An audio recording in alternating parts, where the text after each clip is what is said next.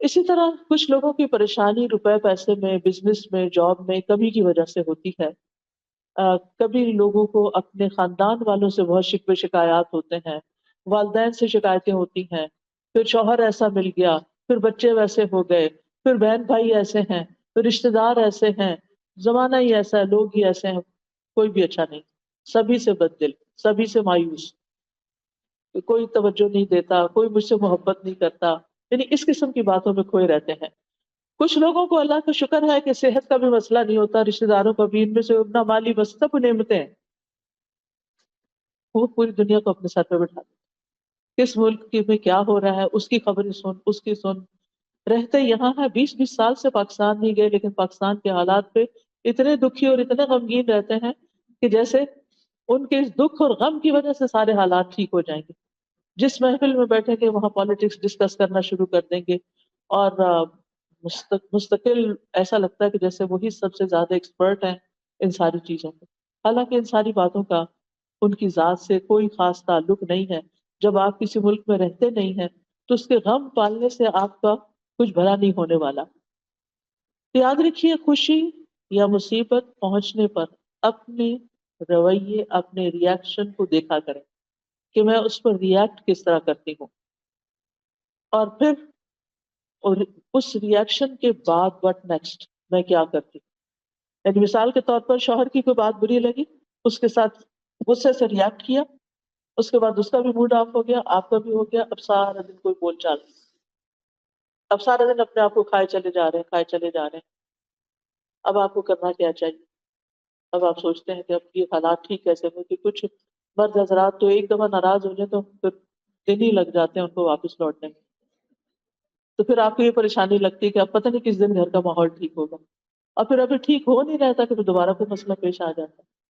تو ضرور سوچیں کہ کہیں میری وجہ سے تو نہیں یہ ہوتا، کہیں میں تو اس کا سبب نہیں، کہیں میں تو اس کو اوور ریئیکٹ نہیں کر جاتی۔ کیونکہ دو چوائسز ہوتی ہیں آپ کے پاس، ایک یہ ہے کہ آپ کسی ایسی سچویشن کو جو آپ پسند نہیں کرتے اس کو اگنور کر جائیں، وہاں سے ہٹ جائیں، وہاں سے نکل جائیں۔ کوئی بات بری لگی ہے تو تھوڑی دیر کے لیے اپنے آپ کو کنٹرول کر لیں، زبان سے کچھ نہیں نکالیں۔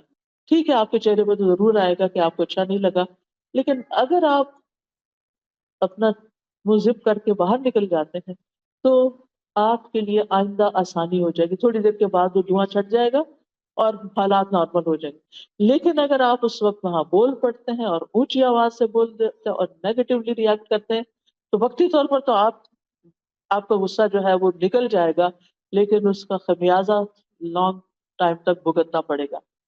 اور پھر اگر ایک انسان ریپیٹڈلی ایسی حرکت کرتا ہے تو وہ بدنام بھی ہو جاتا ہے، یہ تو ہے ہی ایسی، اس سے تو یہی توقع رکھنی چاہیے۔ تو اگلا جو آپ اپنی ڈائری میں جا کے لکھیں گے یا کسی کاغذ پر، وہ یہ کہ خوشی یا مصیبت کے پہنچنے پر میرا رویہ کیا ہوتا ہے، اور پھر یہیں سے آپ نکال سکتے ہیں کہ میرا رویہ کیا ہونا چاہیے۔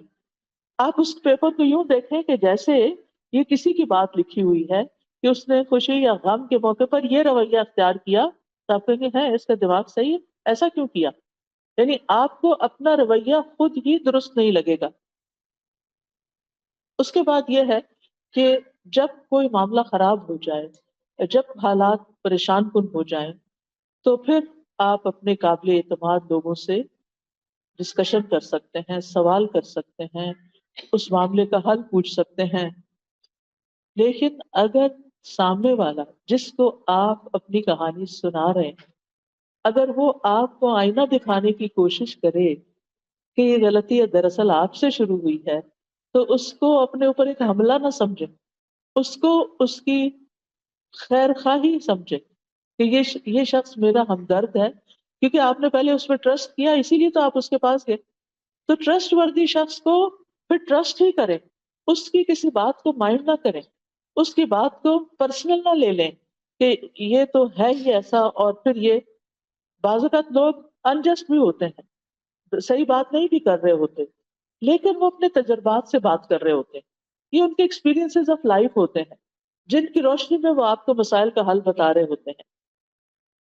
تو ایسی صورت میں جب آپ ڈسکشن کر رہے ہوں تو اس میں سب سے پہلی بات یہ، یعنی آپ کو مسئلہ پیش آیا، اب آپ کسی کے پاس گئے، آپ مسئلہ بتا رہے ہیں، سب سے پہلے تو اپنے آپ کو کام ڈاؤن کریں، مسئلہ بتاتے ہوئے جذباتی نہ ہو، اپنے جذبات کو ایک طرف رکھ دیں، کیونکہ بہت سے لوگ جب مسئلہ بتاتے ہیں تو یا رونے لگتے ہیں یا پھر کافی دیر تک وہ ان کو سمجھ نہیں آتی کہ انہوں نے کہنا کیا ہے۔ دوسروں کا وقت بھی بہت قیمتی ہوتا ہے۔ جب آپ کسی کے پاس کوئی مسئلہ لے کر جائیں تو پہلے گھر سے ہوم ورک کر کے جائیں کہ میں نے کیا لے کے کیا پوچھنے کے لیے جانا ہے۔ یہ نہیں کہ اس کے پاس بیٹھ کے بار بار یہ کہیں میں تو بہت کچھ سوچ کے آئی تھی لیکن میرے دماغ سے سب کچھ اڑ گیا ہے۔ تو اس طرح کی باتیں نہ کریں، بلکہ اپنا وقت بھی استعمال کریں اور دوسرے کا بھی کریں، چاہے بہن ہی ہو، آپ کی دوست ہو، آپ کے ہسبینڈ ہو، کوئی بھی ہو، پہلے سے ہوم ورک کریں کہ میں نے کہنا کیا ہے، اور پھر جب آپ اس کے پاس جائیں اپنی بات کو اچھے سے بتائیں اور اس کی بات کو پوری توجہ کے ساتھ سنیں، بہت اچھے سے سنیں، بیچ میں اس کی بات نہ کاٹیں، بیچ میں نہ بولیں۔ جب وہ بتانے لگے، کچھ آپ کو سمجھانے لگے، چاہے آپ کو پسند آ رہا ہے یا نہیں آ رہا، جواب آپ کی مرضی کے مطابق ہے یا نہیں ہے، تو آپ اس کو سن لیں ایک دفعہ، کوئی اور رائے نہ دیں۔ پھر آپ بیٹھ کے اس کی نیت پہ شک نہ کرنے لگے کہ یعنی کہ اس کی نیت ہی خراب ہے، یہ تو میرا بھلا چاہتا ہی نہیں، کیونکہ دنیا میں کوئی ٹول ایسا ابھی تک ایجاد نہیں ہوا جس سے کسی کی نیت پرکھی جا سکے۔ اس معاملے میں بھی اور عام طور پر بھی کسی کی نیت کو اٹیک نہ کریں۔ جو بھی انسان ہے، جیسا بھی ہے، اس کے ساتھ اس کے بارے میں حسن ظن رکھیں۔ اللہ سبحانہ وتعالیٰ قرآن مجید میں بندوں کو مایوس ہونے سے منع فرماتا ہے کہ لا تقنطوا من رحمت اللہ ان اللہ یغفر الذنوب جميعا، اللہ کی رحمت سے مایوس نہ ہو، اللہ سبحانہ وتعالیٰ سارے گناہ یقینی طور پہ معاف کر سکتا ہے، وہ معاف کر دے گا۔ اسی لیے مایوسی کو ایک کبیرہ گناہ کہا گیا اور اسے گمراہ لوگوں کی صفت کہا گیا۔ وَمَن يَقْنَطُ مِن رَحْمَةِ رَبِّهِ إِلَّا الضَّالُّونَ، اور گمراہوں کے سوا کون اپنے رب کی رحمت سے نا امید ہو سکتا ہے؟ یعنی اس کا مطلب یہ ہے کہ اگر کوئی انسان مایوسی کا شکار ہے تو وہ سیدھے رستے سے ہٹ گیا ہے۔ جو رستہ اللہ سبحانہ تعالیٰ کی طرف جاتا ہے اور اللہ سبحانہ تعالیٰ کی رحمت جس سے انسان پاتا ہے، تو ایسی صورت میں انسان نا امید نہیں ہو سکتا۔ نا امیدی جو ہے یہ اللہ تعالیٰ کی بے ادبی کی ایک قسم ہے، اور اللہ تعالیٰ سے مایوس ہونا اللہ تعالیٰ کی صفات کا بھی انکار ہے، اور اللہ کی رحمت سے نا امید ہونا جو ہے وہ انسان کے اپنے حق میں سب سے زیادہ نقصان دہ ہے۔ پھر ہم دیکھتے ہیں کہ اللہ سبحانہ تعالیٰ اپنے بندوں کو مایوس ہونے سے بچاتا ہے، اور اس کے لیے بارش کی مثال دی جاتی ہے کہ وہی ہے جو بارش برساتا ہے جبکہ لوگ نا امید ہو چکے ہوتے ہیں، اور اپنی رحمت کو پھیلا دیتا ہے، اور وہی مدد کرنے والا ہے اور تمام تعریفوں کے لائق ہے۔ اسی طرح ایک حدیث قدسی میں آتا ہے، نبی صلی اللہ علیہ وسلم نے فرمایا ہمارا رب عز و جل اپنے بندوں کی مایوسی پر ہنستا ہے، حالانکہ اگر بچے کو پیچھے لے جائیں، تھوڑا سا پیچھے کی سیٹ پہ لے جائیں، نبی صلی اللہ علیہ وسلم نے فرمایا ہمارا رب عز و جل اپنے بندوں کی مایوسی پر ہنستا ہے حالانکہ حالات کی تبدیلی قریب ہوتی ہے۔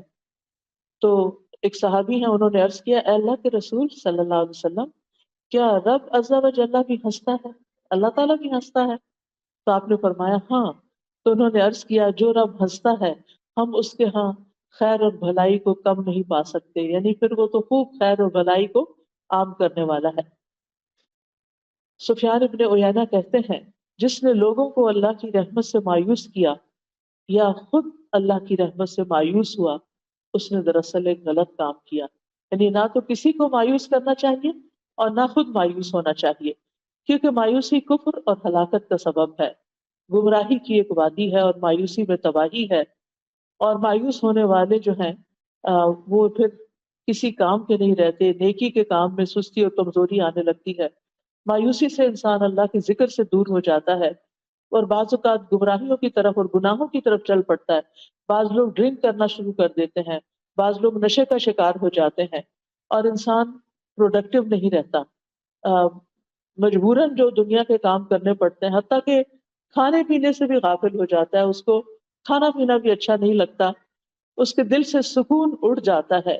سکینت ختم ہو جاتی ہے، بے قراری اور غم اس کی زندگی پہ چھا جاتا ہے، اس کے دل کے اندر ایک بگاڑ آ جاتا ہے، اور پھر ایسی صورت میں انسان کو چاہیے کہ اپنا سیلف انالیسس کرے تاکہ وہ اس اس کنویں سے باہر نکلے، اس مصیبت سے باہر نکلے۔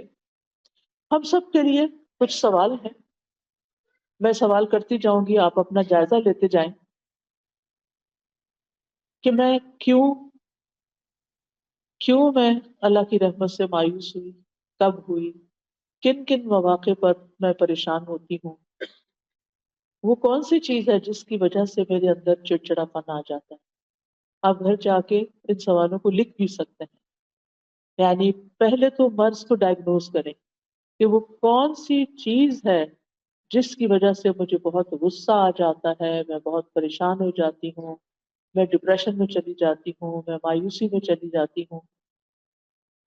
دوسرا سوال یہ کہ پھر میں اس سے نکلنے کے لیے کیا کرتی ہوں، یعنی کیا میں اس میں جب گرتی ہوں تو پھر میں گری رہتی ہوں یا میں باہر آنے کی کوشش کرتی ہوں۔ اس وقت میری کیفیت کیا ہوتی ہے، رونا دھونا یا شکوے شکایت کرنا یا ہر وقت اٹھتے بیٹھتے آہوازاری کرنا یا پھر کسی علم والے سے، کسی ڈاکٹر سے، کسی سائیکیٹرسٹ سے، کسی دینی عالم سے رجوع کرنا۔ اب دیکھیے کہ ہم میں سے ہر ایک کی آزمائش فرق ہوتی ہے، لیکن دنیا کا کوئی انسان ایسا نہیں کہ جو آزمایا نہ جائے۔ مثلا ہم چھوٹی چھوٹی چیزوں پر بھی اپنی زندگی میں پریشان ہوتے ہیں۔ مثال کے طور پر آپ جس گھر میں رہتے ہیں وہاں کا شور، بچوں کا شور یا کسی کا اونچا بولنا آپ کو بہت ڈسٹرب کرتا ہے، جس کی وجہ سے آپ سارا دن ڈسٹرب ہی رہتے ہیں۔ پھر اسی طرح کسی کا اصول توڑنا، مثلا آپ اپنے ہسبینڈ کے ساتھ گاڑی میں جا رہے ہیں، وہ اسٹاپ سائن پہ رکتے نہیں، وہ ڈرائیونگ کرتے ہوئے اسپیڈ لمٹ سے آگے چل پڑتے ہیں۔ اس طرح کی چھوٹی چھوٹی باتیں آپ کو، وہیں گاڑی میں بیٹھے بیٹھے آپ پریشان ہو جاتے ہیں۔ آپ اتنے شوق سے کسی پکنک پہ جا رہے ہیں لیکن وہ جو راستے میں ٹریفک رولز توڑے جا رہے ہیں اور آپ ٹینس بیٹھے ہوئے ہیں کہ ابھی کسی کو آپ نے دیکھ لیا تو اب شامت آئی، اور اب پتہ نہیں کیا ہوتا ہے، کوئی ایکسیڈنٹ ہو، یعنی سارا وقت جو ہے وہ آپ کا ایک ٹینشن میں، ایک پریشانی میں اور ایک خوف میں اور ایک غم میں گزرتا ہے، حتیٰ کہ آپ نہ ریلیکس ہوتے ہیں، نہ کوئی بات کرتے ہیں، نہ ہنس سکتے ہیں، نہ خوش ہو سکتے ہیں۔ سارا وقت آپ کی نظر جو ہے وہ سڑک پر لگی ہوئی ہے کہ اب پتہ نہیں کیا ہوگا اور اب کیا ہوگا۔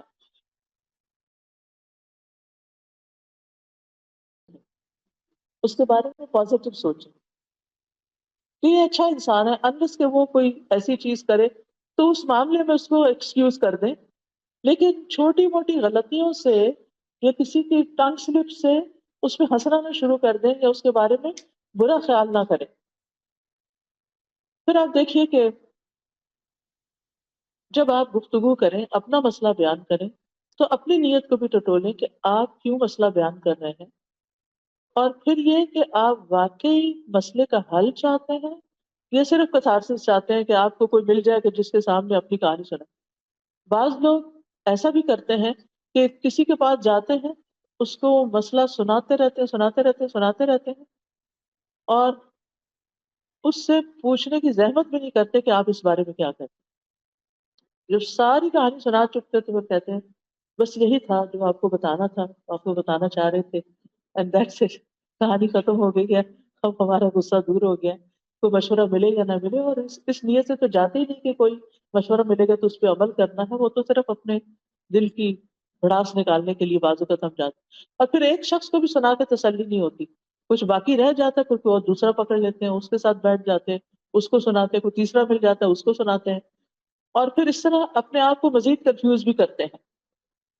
تو بہرحال ہمیں بات طریقے سے کرنی ہے، جس سے بھی کرنی، ہم میں سے ہر ایک کو ضرورت ہوتی ہے کاؤنسلنگ، اور پھر یہ ہے کہ اپنی رائے دوسروں پہ مسلط نہیں کرنی، بلکہ دوسروں کے نقطہ نظر کو سمجھنے کے لیے دھیان لگانا ہے، اور اگر آپ کو دوسرے کی کوئی بات سمجھ نہیں آئی تو شائستہ انداز میں اس سے سوال بھی کرنا ہے کہ آپ اپنی بات دہرا دیجئے۔ اور پھر یہ ہے کہ انسان کو غم، پریشانی، دکھ مایوسی سے نکلنے کے لیے کچھ اور کام بھی کرنے ہیں، جو دوسروں سے صرف باتیں نہیں کرتے رہنا، اپنے آپ سے بھی کچھ بات کرنی، اپنے ایسے مواقع پر اپنے آپ کو ٹائم دیجیے، اپنے آپ سے سوال کیجیے، اپنے آپ کو کچھ سکھائیے۔ کیسے؟ نمبر ون، اس دنیا کی حقیقت کو سمجھیں۔ جو لوگ اس دنیا کی حقیقت کو سمجھ جاتے ہیں ان کی پریشانیاں ختم ہو جاتی، کیونکہ وہ اس دنیا کی طرف نہیں دیکھتے بلکہ وہ آگے کی دنیا کو دیکھتے ہیں۔ وہ یہاں کے غم بھلا دیتے ہیں آخرت کے غموں کے ساتھ، کیونکہ غم کا مقابلہ غم سے کرنا ہے۔ تو جب ان کو آخرت کی فکر لگ جاتی ہے تو دنیا کی بہت سی فکریں سب سائڈ ہو جاتی ہیں، وہ کہتے ہیں یہ تو کچھ بھی نہیں۔ جب زمین کے اوپر رہنا مشکل لگتا ہے تو زمین کے اندر جو لوگ پڑے ہوئے ہیں قبرستانوں میں، جب ان کے بارے میں سوچیں گے تو کیا ہوگا؟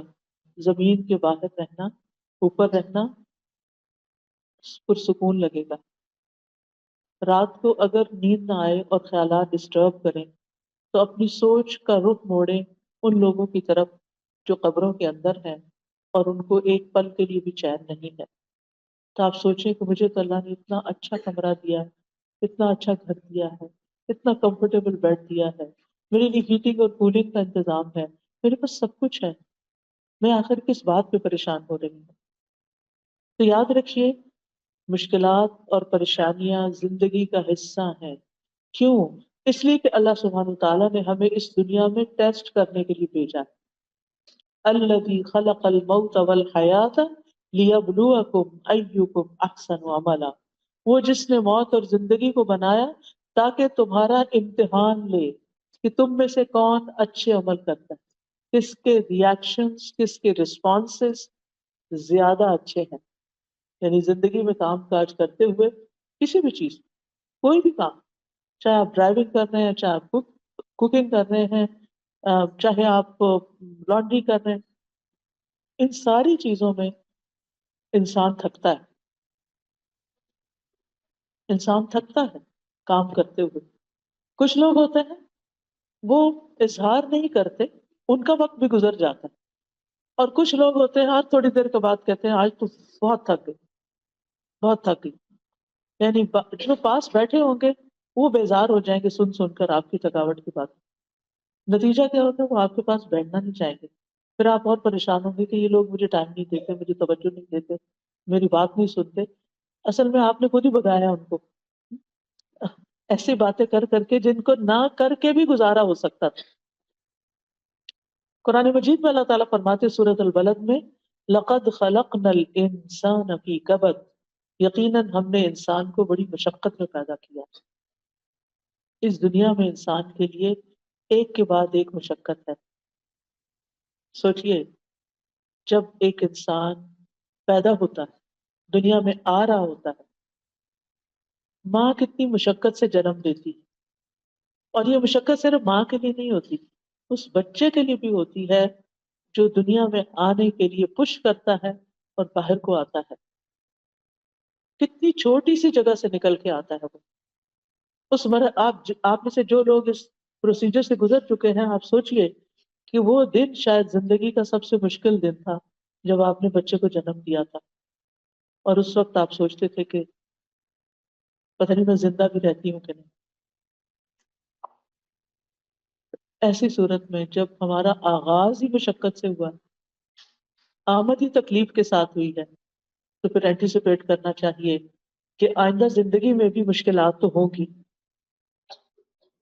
ہمیں اس دن کا درد یاد نہیں، لیکن اگر آپ اپنی مدر سے پوچھیں تو وہ بتائے گی کہ دنیا میں آتے ہی آپ نے رونا شروع کر دیا تھا۔ کیوں رو رہے تھے بھائی؟ شیطان نے آ کے زور سے تھپڑ مارا۔ حدیث سے پتہ چلتا ہے، میں اپنے پاس سے بات نہیں بتاتی، کہ ابن آدم جب پیدا ہوتا ہے شیطان پہلے سے انتظار میں کھڑا ہوتا ہے۔ اپنے رشتہ دار تو باہر کھڑے ہوتے ہیں نا، یعنی جب بچے کی پیدائش ہوتی ہے تو باقی تو ماں باپ یا بہن بھائی باہر کھڑے ہوتے ہیں انتظار میں، شیطان اندر پہنچا ہوا ہوتا ہے۔ اس لیے جو بچیاں بھی بچوں کو جنم دیتی ہیں وہ اس وقت یا تو قرآن کی تلاوت سنتی رہیں یا آیت الکرسی لگائیں یا اللہ کا نام ذکر کریں، خود بھی ذکر کریں اگر ہمت ہے، ورنہ جو آپ کے ساتھ ہیں وہ آپ پر پڑھ کے سنائیں. یا اب تو الحمدللہ اگر کسی کو نہیں بھی پڑھنا آتا تو اپنے سیل فون پہ آپ قرآن مجید کی صورت کوئی بھی لگا دیں، صورت الرحمن لگا دیں، صورت مریم لگا دیں، کوئی بھی صورت لگا دیں، آپ صورت طٰہٰ لگا دیں، آپ اس کو سن سکتے ہیں. سورۃ البقرہ لگا دیں، سورۃ البقرہ لگانے سے شیاطین بھاگتے ہیں. تو بہرحال اس وقت شیطان آ کے بچے کو ٹھونکا لگاتا ہے اور پھر انسان روتا ہے. اور آپ نے دیکھا ہوگا کہ جو بچہ روتا نہیں ہے نا، ڈاکٹر اس کو کیا کرتے ہیں؟ رلاتے ہیں، اس کو تھپکاتے ہیں اور رلاتے ہیں. پھر آپ دیکھیے کہ آپ کو بھوک لگی تھی، آپ کو ماں کے سینے سے لگایا گیا، ماں کو تکلیف ہوتی؟ پہلے بچے کی دفعہ خاص طور پہ اور ہر بچے کی دفعہ جب وہ دودھ پلانا شروع کرتی ہے تو اس کو تکلیف ہوتی، بچے کو مشکل ہوتی. شاید آپ نے دودھ نہیں پلایا، ہوتی ہے نا، کتنی مشکل ہوتی. اس کو سک کرنا نہیں آ رہا ہوتا، وہ منہ میں رکھ کے سو جاتا ہے، اس کو ماں ہر وقت جگاتی ہے اٹھو دودھ پیو. کیونکہ جو بچے نہیں دودھ پیتے اس وقت یا ان کو غذائیت پوری نہیں ملتی تو کیا ہوتا ہے؟ واپس ہاسپٹل لے جانا پڑتا ہے. کتنی مشقتوں سے بچہ صحیح طور پر کئی دن میں دودھ پینے کے قابل ہوتا ہے اور ماں کی تکلیف دور ہوتی ہے کہ وہ بچے کو پلا سکے. پھر آپ دیکھیے کہ آپ کھانا شروع کرتے ہیں. جب آپ پہلی دفعہ کھانا کھاتے ہیں یا پہلی دفعہ مرچیں کھاتے ہیں، یعنی دیسی بچے جو ہیں ان کے ماں باپ کو لازم ہوتا ہے کہ وہ بچوں کو بچپن میں مرچ کھلائیں تاکہ بڑے ہو کے کھا سکیں. تو آپ دیکھیے کہ کتنا مشکل ہوتی، بار بار پانی پی رہے ہوتے ہیں. مجھے اچھی طرح یاد ہے کہ وہ جب میں چھوٹی تھی تو 7 گلاس کھانے کے 7 گلاس، ہر نوالے کے بعد پانی، ہر نوالے کے بعد پانی. کتنا نقصان دہ ہے لیکن مرچیں برداشت نہیں ہوتی. بہرحال پھر آپ دیکھیے کہ بولنا شروع کرتے ہیں، مشکل ہوتی، کتنی مشکل ہوتی ہے. بچے کو کتنی دفعہ ایک لفظ سنانا پڑتا ہے، بار بار بار بار، پھر وہ سیکھتا ہے. پھر آپ دیکھیں کہ الفاظ جوڑتے ہیں، پھر جملے بناتے ہیں، پھر پیراگراف بنتے ہیں، لکھنا شروع کرتے ہیں، مشکل ہوتی. کوئی کٹنگ کا آرٹ اینڈ کرافٹ کرتے ہیں، مشکل ہوتی ہے. پھر آپ بچے کو بٹھاتے ہیں، کتنی دفعہ پٹکتا ہے نیچے، سر اس کا لگتا ہے جا کے گر جاتا ہے. کبھی اس کو سہارے دے دے کے بٹھاتے ہیں، کبھی کہیں بٹھاتے ہیں. بیٹھنے سیکھنے میں، پھر کرال کرنے میں مشکل ہوتی. پھر آپ دیکھیں کہ چلنے میں تو اور مشکل ہے. ہر چند قدم کے بعد بچہ گرتا ہے، جب دوڑنے لگتا ہے تو ٹکراتا ہے چیزوں سے جا جا کے. بچپن کی مشقتیں ہمیں یاد نہیں ہوتی، وہ تو ہماری ماں برداشت کرتی ہے نا ساری کچھ، جس کو پھر ہم بڑے ہو کے بھول جاتے ہیں اور اس کی چھوٹی چھوٹی باتوں کو مائنڈ کرتے ہیں. پھر اسکول جانے میں مشکل ہوتی، کتنی مشکل. اسکول جانے میں بچے کتنا روتے ہیں، کتنا تنگ کرتے ہیں. صبح اٹھانے میں، جتنے دن اسکول جاتے ہیں بچے، صبح کے گھر میں ایک ہنگامہ ہوتا ہے اور بچوں کو چھوڑ کے آنا، لے کے آنا. پھر انسان سوچتا ہے کہ اب ہائی اسکول تک پہنچ گیا. ہائی اسکول بڑا مشکل ہے. پھر ہائی اسکول کی گریجویشن ہو گئی، شکر ہے ایک کام ختم ہوا. سمجھتے ہیں کہ شاید مشکل یہاں ختم ہو گئی، ختم ہو گئی. پھر کیا ہوتا ہے؟ یونیورسٹی ہے، یونیورسٹی ختم ہو گئی. یونیورسٹی کے جتنے بھی سال ہیں مشقتوں میں گزارے، بڑی بڑی کتابیں پڑھتے، اسائنمنٹس کرتے اور پروجیکٹس بناتے. پھر کیا ہوا؟ پھر اب اس کے بعد جاب چاہیے، ڈگری پہ ڈگری لے چکے ہیں، جاب نہیں مل رہی. مشقت پہ مشقت، خدا خدا کر کے جاب ملی. اب شادی کرنا ہے، ایک رشتہ دیکھ رہے ہیں، دوسرا دیکھ رہے ہیں، تیسرا دیکھتے ہیں، رشتہ پسند نہیں آ رہا، شادی کو تاخیر ہو رہی. پھر ایک اور مشقت، شادی ہو گئی، اب سب کی نظریں لگی ہوئی ہیں بچہ کب ہوتا ہے. ایک اور مشقت، کس کس کے سوالوں کا جواب دیں، کس کس کا جواب دیں. یعنی ینگ گرلس کے اوپر مجھے رحم آتا ہے کہ جن کو ہر آنٹی پوچھنے کھڑی ہو جاتی ہیں کوئی خوشخبری. بھائی جب کوئی آئے گی تو آپ کو بھی پتہ چل جائے گا کہ آپ نے دعائیں کرنی ہیں، آپ دعائیں کریں. تو اس میں، اور پھر خاص طور پر جن عورتوں کو کمپلیکیشنز ہو جاتی ہیں، ایک سے زیادہ بچہ پیدا نہیں کر سکتی. میری ایک بہت ہی سمجھدار اسٹوڈنٹ تھی اور لکھتی تھی اخباروں میں اور بہت قابل. ان کا ایک بچے کے بعد دوبارہ کہ کوئی کمپلیکیشن ہو کہ بچہ پیدا نہیں ہو سکتا. اور وہ اس بات سے اتنی فرسٹریٹ ہوتی تھی کہ ہر دوسرا بندہ اس سے پوچھ رہا ہوتا تھا کہ تم اور بچے کیوں نہیں پیدا کرتے، کیوں نہیں تمہارے بچے ہوتے، کیوں نہیں ہوتے؟ یہ اللہ کی مرضی، جتنے بچے دنیا میں آنے نا اتنے ہی آنے ہیں، آپ زیادہ نہیں کر سکتے باتیں کر کر کے. اور پھر ججمنٹل ہو جاتے ہیں ہم کہ یہ تو پیدا کرنا ہی نہیں چاہتی، یہ تو بہت آزاد خیال ہے، اور یہ تو بس چائلڈ لیس زندگی گزارنا چاہتی. اپنے پاس سے باتیں، یہ آپ کو کہاں سے پتا چل گیا؟ آپ نے اس سے جا کے کوئی انٹرویو کر کے آئے کہ وہ کیا چاہتے اور کیا نہیں؟ اور اگر بفرض محال وہ چاہتی بھی ہے تو وہ تو اس کی چوائس ہے نا. پھر آپ کو غیبت کرنے سے کیا ملے گا؟ آپ کو باتیں بنانے سے کیا حاصل ہوگا؟ بہرحال شادی ہو جاتی ہے کہ مشکلات ختم ہو گئی. شادی کے بعد کیا ہوتا ہے؟ کچھ دن تو اچھے گزرتے ہیں، پھر وہاں بھی مشکلات شروع ہو جاتی ہیں، انڈرسٹینڈنگ کی مشکلات ہو جاتی ہیں. آپ دیکھیے کہ طلاق کی شرح شادی کی شرح سے زیادہ ہے اس وقت. اتنی شادیاں نہیں ہوتی جتنی طلاقیں ہو رہی ہیں. ایک دفعہ طلاق، دو دفعہ طلاق، تیسری دفعہ طلاق. دوبارہ شادی کرنا چاہتے ہیں، سیٹل ہونا چاہتا ہوں، پرسکون ہونا چاہتا ہوں، کیونکہ ہم سمجھتے ہیں شادی ہو گئی، سیٹل ہو گئے، پرسکون ہو گئے، بات ختم، شادی ہو گئی. اب آپ دیکھیں اس کے بعد کیا؟ اب گھر چاہیے، اب گھر بنانے کے لیے پیسے چاہیے، اب اس کے لیے ایک اور مشقت شروع ہوگی. ایک جاب سے کافی نہیں ہوتا، دو جاب چاہیے، تین جاب چاہیے، بیوی کو بھی کام کرنا ہے، سب کو مل کے کرنا ہے. مشکلات ختم تو نہیں.